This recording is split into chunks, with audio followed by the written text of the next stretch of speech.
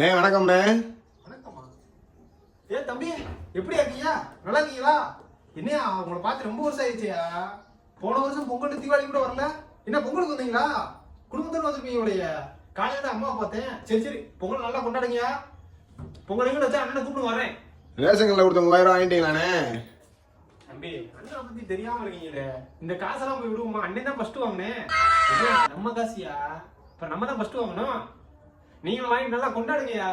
Ration கடையில் கொடுத்த 3000 செலவு பண்ணிட்டீங்களா? இல்ல தம்பி, அதை அப்படியே சேர்த்து வச்சிருக்கேன். இந்த ஜனநாயகம் படம் பொங்கலுக்கு ரிலீஸ் ஆச்சுன்னா பார்க்கலாம் பார்த்தேன்.